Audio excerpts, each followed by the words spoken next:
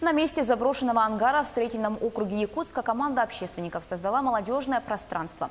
Проект «Арена-31» реализован на средства ребят-энтузиастов. И теперь каждый день там проводят тематические фестивали, снимают видеоролики, проводят танцевальные репетиции и многое другое. Как создавалось новое общественное пространство и какие идеи у молодых общественников в сюжете Анастасии Даниловой.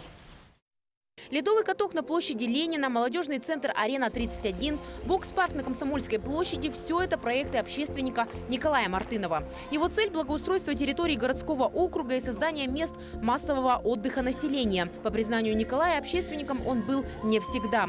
Более 10 лет он работал в сфере предпринимательства, пытался найти себя. Однако тяга к социально значимой деятельности перевалила чашу весов. Все-таки предпринимательство – это дело одно, но чтобы что-то было конкретно социально направленное, чтобы горожане могли получить что-то ощутимое для себя, вот это мы считаем своим личной победой над собой, во-первых, в первую очередь, потому что я так думаю, что за этим будущее. Стараются сейчас эту идею уже перенять наши регионы, да, у нас по республике. Я очень хочу, чтобы она имела свое развитие.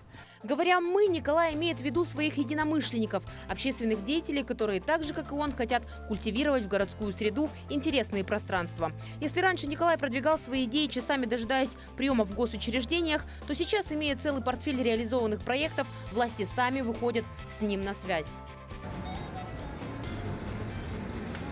С Николаем мы сотрудничаем уже несколько лет, являемся партнерами, хорошими друзьями. У нас одни цели, одни идеи, мечты, мы их реализуем, стараемся в разных проектах. Ближайшая цель – это, наверное, создание такого общественного пространства, которое могло бы показать, насколько можно адаптировать городское пространство для жителей города, чтобы там было комфортно проводить время, отдыхать, можно было прийти там как с детьми, так и самим там посидеть, почитать книгу и так далее.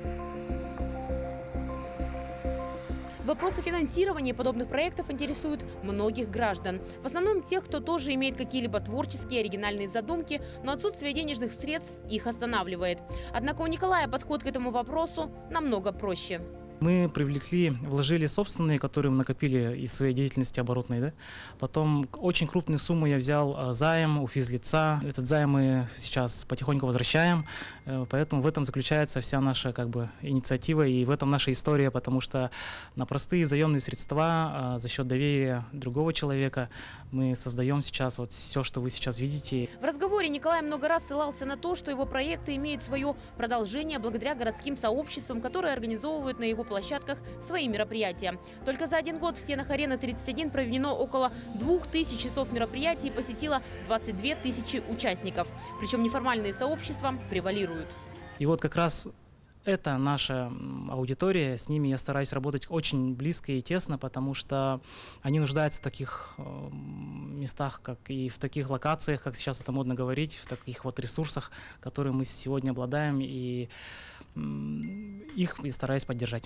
Колоссальную поддержку общественнику оказывает его семья, супруга и 6-летний сын. Как сказал сам Николай, они верят во все его проекты и с головой окунаются в любую его авантюру, даже если приходится тратить средства из семейного бюджета. С таким тылом каждый общественный деятель и инициатор найдет мотивацию, силы и упорство для создания и воплощения идей, улучшающих уровень жизни и комфорта горожан. Анастасия Данилова, Джилустан Накентьев, Якутск.